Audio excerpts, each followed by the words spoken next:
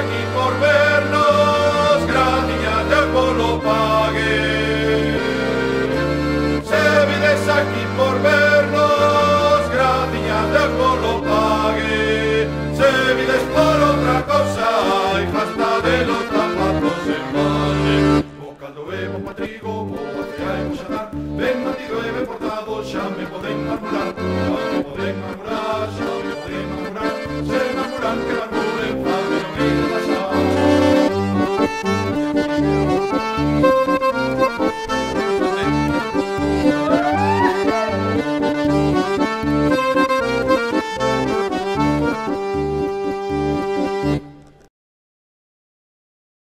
Aquela xente que non nos coñece, pois bueno, decirles que nós antes de ser un trío éramos un dúo, Suso Amonde máis eu, comenzamos alá polo ano 97 e tamén, como dixo Suso, polo carto, realmente nos metimos nesto polo carto daquela... 1997.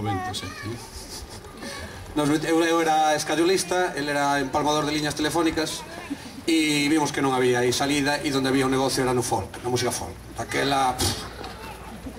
Dabe igual o que fixeras, contrataban en todos lados.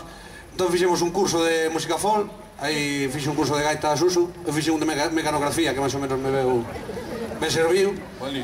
E nada, aí empezamos no 97, éxitos tras éxito, ademais, bueno, dos dous, uña e carne, unha maravilla, todo era, bueno, unha comunión absoluta, unha empatía total, todo era maravilloso, vamos, foi uns anos bellísimos daquela época, non? E foron pasando os anos, pois xa vos digo, moi ben, todo moi ben, pero bueno, a relación de parella, todos tedes, cada un terá a súa, pois bueno, son complexas, ao principio todo moi bonito, todo son palabras fermosas, pero bueno, co paso do tempo, bueno, empeza todo a viciarse, empezan a aflorar realmente as personalidades da xente, e claro, aquelas palabras bonitas xa sonan un pouco toscas, xa é unha cousa así máis de loita de poder, sabedes, non? E xa non hai posturas novas, cae todo nunha monotonía, bueno. E foi un pouco que nos pasou a nos. Sí.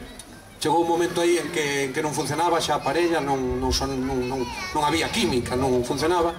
E entón, pois, bueno, topámonos nun calexón sin saída, e un día sentámonos, mirámonos aos ollos e dixémonos claramente as verdades e tiñamos solo dúas solucións.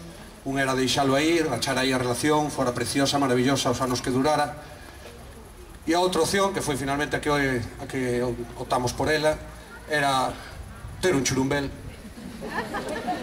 E nós tuvemos un churumbel que é Pedro Lamas. E agora a vida é maravillosa. Aquí tedes un chaval simpático. Falador,